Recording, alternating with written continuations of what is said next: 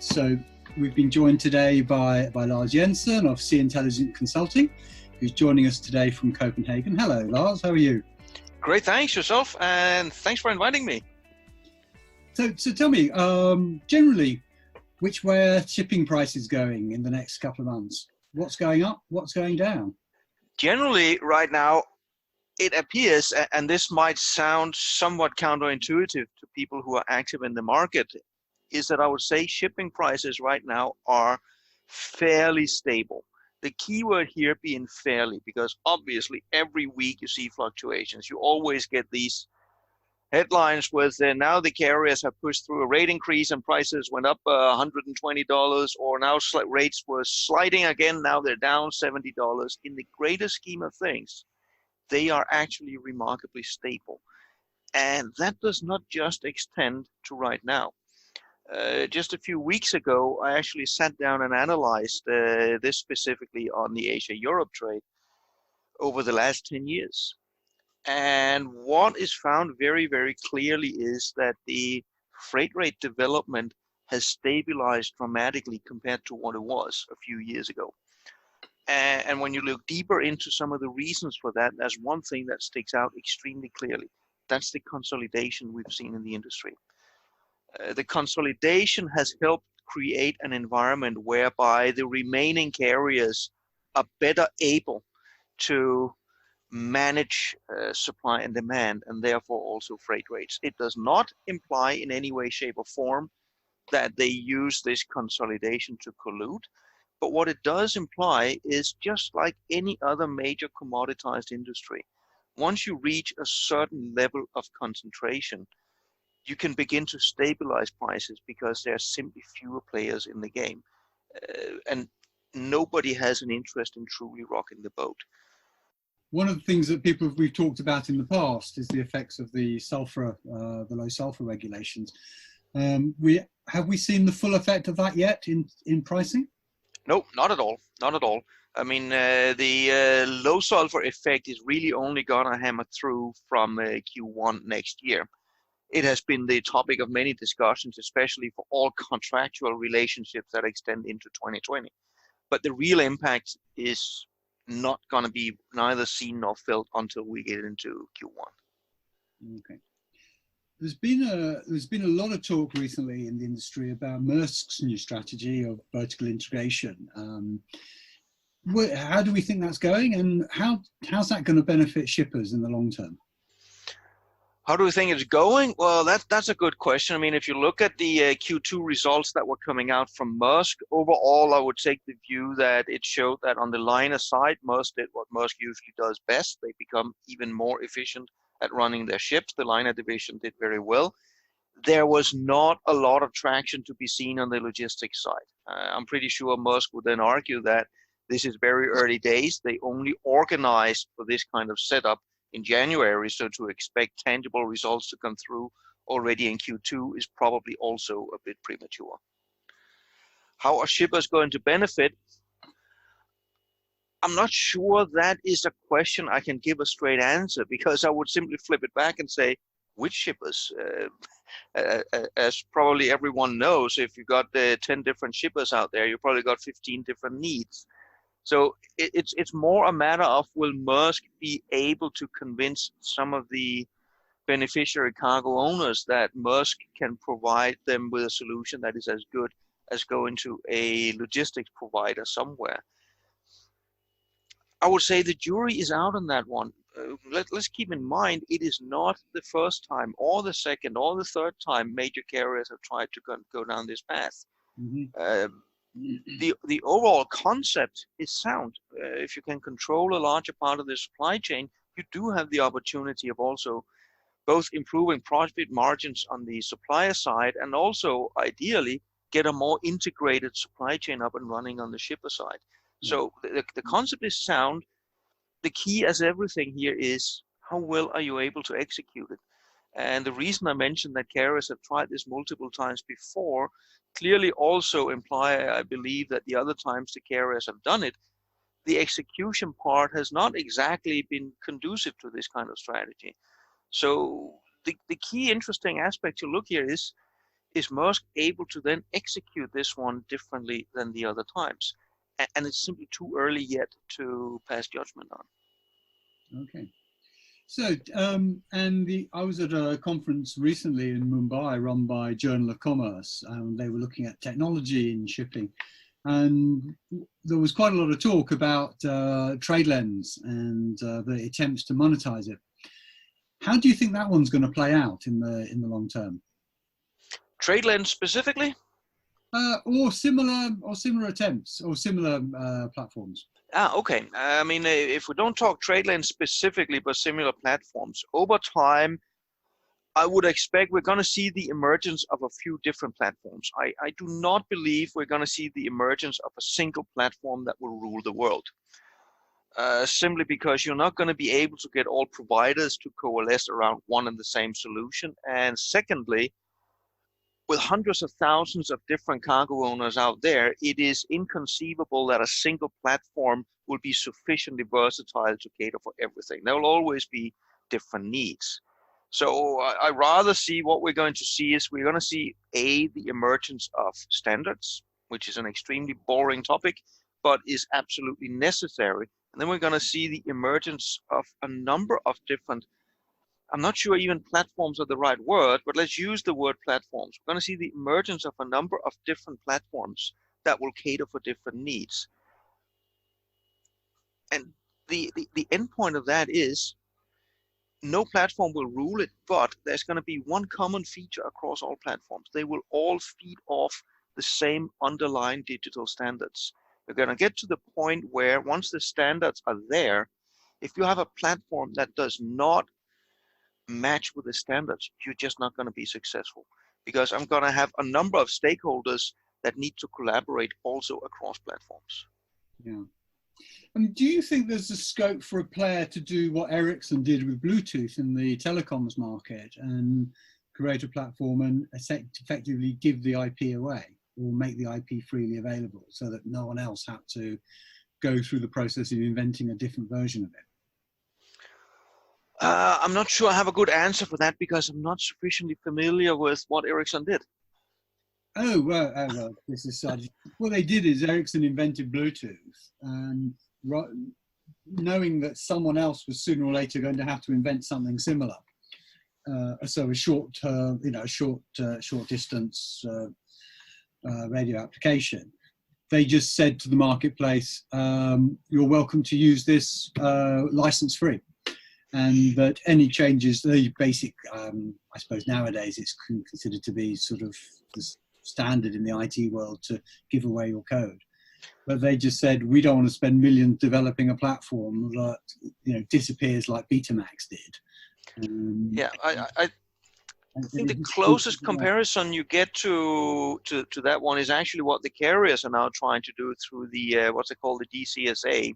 Yeah. Which is basically a setup to create an underlying standard. I think it's an initiative that is to be applauded because it is necessary. In this day and age, it is not sensible that different carriers have different standards for something as simple as what is the code for a port or what is the code for a trade commodity. That simply does not make any logical sense. And there is no competitive advantage to any player having their own set of standards like this. And I know that is not necessarily a technical standard like Bluetooth was from Ericsson, but it is the kind of standards that is necessary. Now, it has to go through a number of steps. Given who is now members of the DCSA, I have no doubt that all these main carriers, they will be able to agree on common standards. That I don't see as a major challenge. It will take some time, and there will be some kicking and screaming probably when they negotiate how to do this, but they're going to be successful in that part. Now, the real hurdle is going to be, how do you then convince all the other stakeholders in the supply chain to adopt the same standard?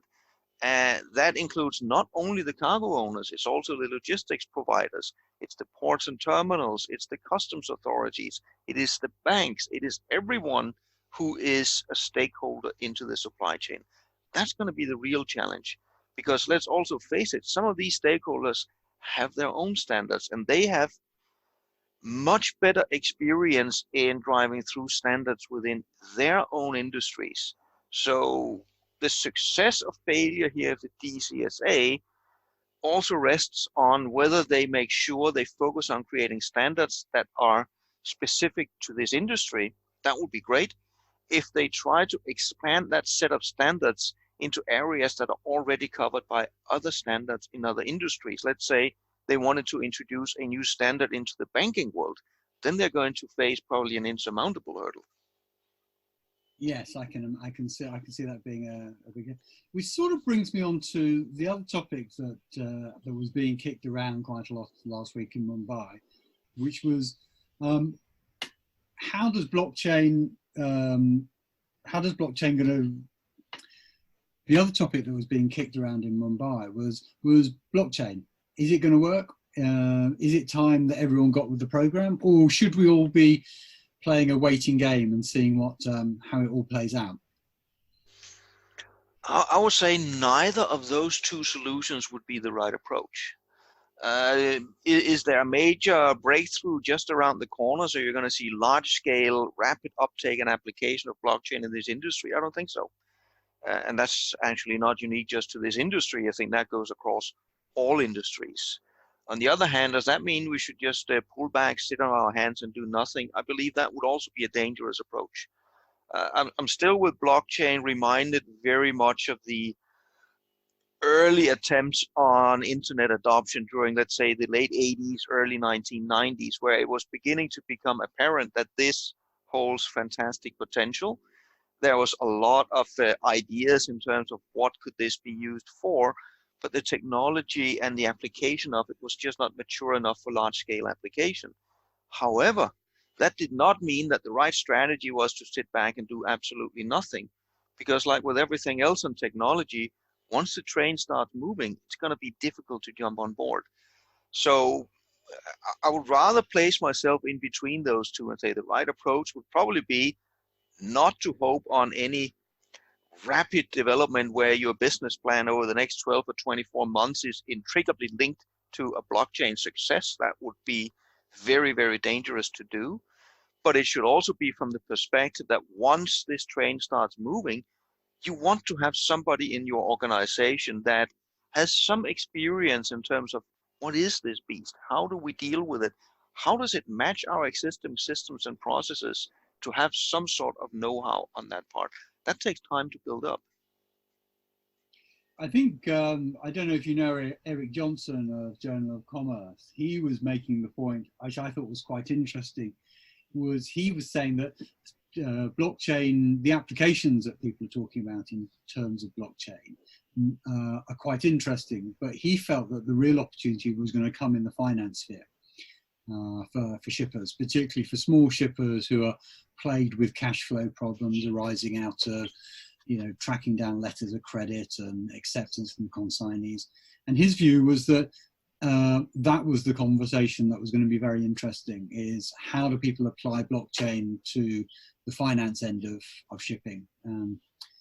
I don't know if you've come across that point of view recently. Yeah, I've come across that point of view. I'm just not necessarily sure it's the most conducive way to look at the potential of the blockchain technology. I rather see it slightly differently.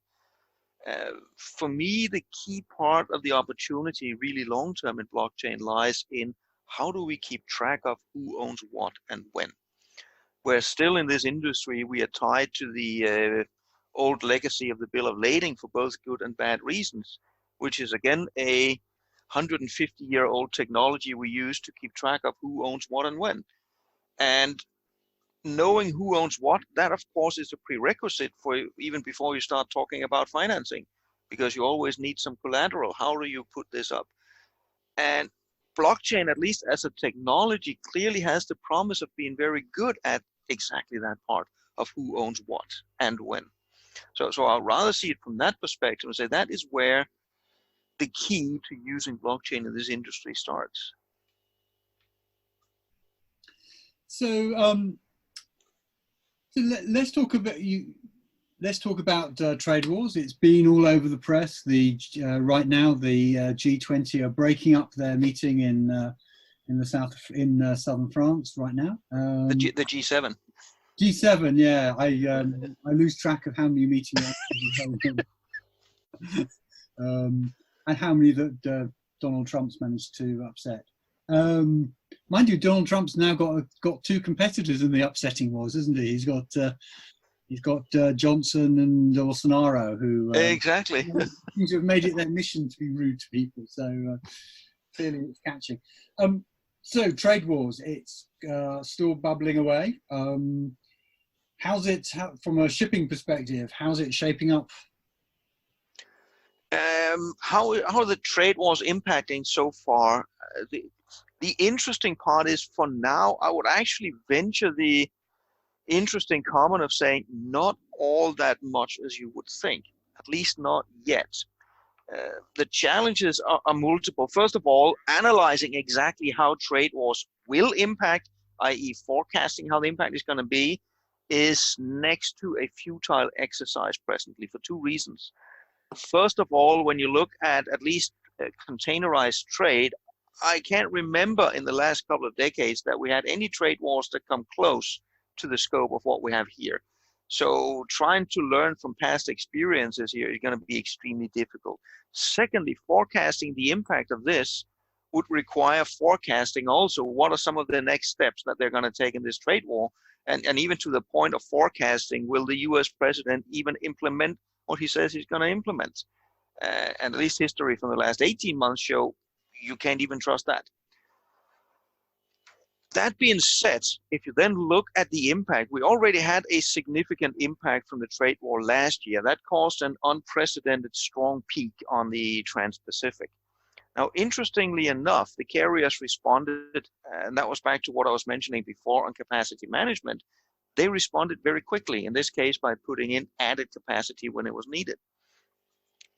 When you look at what's going on with the trade war right now, especially if you look at the Trans-Pacific, I would say you have not had as massive a negative impact as some would have feared, say, half a year ago, for a couple of reasons. First of all, the US consumers are still consuming, so they're still buying goods. Now, with tariffs coming in place, that makes the goods from China a bit more expensive, but there's a number of other effects that mitigate it. First of all, as you would usually see when the price go up and you are potentially appearing a recession, people might simply buy cheaper goods. Instead of buying the brand goods, they would go down to your local discount store instead. That, from a monetary perspective, slows down trade. But from a containerized perspective, it doesn't really matter whether it's a $500 t-shirt or a $5 t-shirt. It takes up the same amount of space in the container. So that mitigates the effect somewhat already there and there. And secondly, it would appear that at least some of the imports from China are simply being shifted down to imports from places like Thailand, Vietnam, Cambodia. And again, it takes up the same amount of space. It might be different origin ports, but it still moves across the Trans-Pacific. So the impact there is blunted somewhat. So that's the positive side. The real risk here doesn't come from the trade war directly. It comes from the indirect effect where the trade war might push, especially the US, into a recession. If that is the case and you see an outright strong decline in consumption patterns over in the US, that will have a very direct impact. If we play with that thought, the real impact you will see is going to be the first one that's going to hit, because once a recession comes around and people rein in spending, that will very likely get the US importers to begin to drastically reduce their own inventories. They still have record high inventories. And we know historically that every time you run down inventories, you get an extremely sharp drop in container volumes for logical reasons. We also know that effect tends to be relatively short-lived. So say 3-4 months or so, then you run down inventories to where you want them. Then you resume imports, not that you want to restock inventories, but you simply resume import. And then you get this sudden opposite push where it seems like you're going to get rapid growth. So from a container perspective, what the trade wars mean, to boil this one down, is a lot more uncertainty on the demand side, also tactically. But then you have to match that up with the carriers' newfound, or at least their better approach at capacity management. So what we're going to see is the carriers being really put to the test. How good are they now at capacity management going forward in managing these trade wars? If they use their newfound tools well, you will see surely rates will fluctuate some more, but we should not see a catastrophic drop. We should see a much faster reaction time to laying up capacity.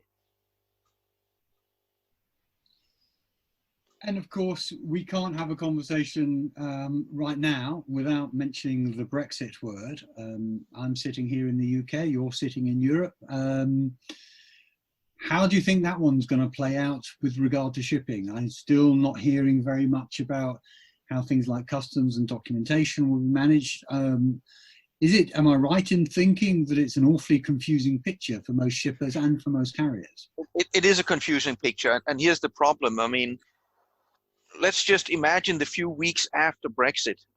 Just because the UK leaves the EU, that doesn't change the underlying consumption pattern of consumers in the UK. It doesn't change the need for inflow of goods into the UK to businesses compared to where we are today. So from one day to the next, that shouldn't really change. The key question here is, will the implementation of new customs and border controls mean a collapse in the ports? So are the ports able to handle this or not? That's going to be the key. And right now you can find people that will paint this as a total disaster, and you will find people that will say, no, this is going to work out just fine. The reality is nobody knows. And from a liner shipping perspective, it seems to me the approach right now is an assumption that, okay, this is probably going to pan out fine. We're not going to change any of the overall sailing patterns. However, if it then turns out you're going to get catastrophic congestion in UK ports, as a carrier, that's actually fairly simple. If I have my major, say, Asia-US ships come along, will I send them into a congested UK port? Of course I will not. I will just send them over to the continent. I'll dump the cargo over there and then gradually use smaller feeders to send them over to the UK. I would never let the UK on their own disrupt my entire transatlantic, my entire Asia-Europe, my entire Europe-South America trade. Absolutely not. So if you get that congestion problem in the UK, that is probably just going to lead to much longer lead time for UK cargo, but that's about it. Well, that's great. So, well, probably not if you're in the UK. Well, I'm smugly. I've got the Irish passport. So, yeah. No, but when you say that, that's another interesting part, because you've got quite a bit of the cargo to Ireland that actually right now gets shipped into the UK and then moved on trucks and on ro-ros over to Ireland. And I'm not sure Ireland on their own have enough port capacity to suddenly switch all of that to container feeders. So Ireland might actually also suffer a significant negative impact from this if you get that disruption in the supply chain. Well, I think that's definitely one of the factors behind what's being talked about in terms of this Irish backstop thing. It's just if you have a hard border with Ireland and the rest of the UK, you've got to have some fairly fancy security devices to make sure that cargo can bridge across the land, use UK as a land bridge without interference. Or you have to look at the port capacity, because historically Irish ports, it's been, it's basically the main sort of long haul stuff has come in via UK, yeah, or via maybe sometimes northern France, but sometimes maybe northern Holland. But by and large, I'm not too sure how much that stuff actually stops on the longer trades in Cork and places like that. I don't think that does. No, but I think the key here with Brexit, and you can say also to some degree with the trade wars, I mean, this industry constantly faces a situation where suddenly something unprecedented changes. And always before the event, there's a lot of discussion about how exactly will this pan out. And at the end of the day, it simply boils down to the resilience of the industry and the ability to adapt to circumstances that might be challenging, but still you can move your ships around, you can change how you operate, and the industry has proven itself time and time again to respond pretty well. Let's look at a couple of examples. If you go back a few years, you had the low sulfur zone implemented in the Baltics and the North Sea. And that was also heralded as this had a major potential impact for major disruptions, and this was going to be difficult. And yet here we are. It actually panned out pretty well. There was a nice presentation by the Baltic Port Organization a few months back, basically concluding that, seen in hindsight, this was pulled off pretty well. It didn't disrupt any supply chains, and everything kept on ticking. Did we see a few minor adjustments? Sure we did, but it panned out all right. Another aspect, I mean, let's go back in time and say, look at the US 24-hour rule that came in the wake of 9/11. Up until that point, it was common knowledge in this industry that there was no way the cargo owners could provide you with full shipping instructions before the ship left port. Suddenly, I wouldn't say overnight, but very close to overnight, this became imminently possible because there was a stakeholder out there that said, this will happen, otherwise your ships won't be able to call port. So the industry here has time and again proven itself actually very adaptable to these things.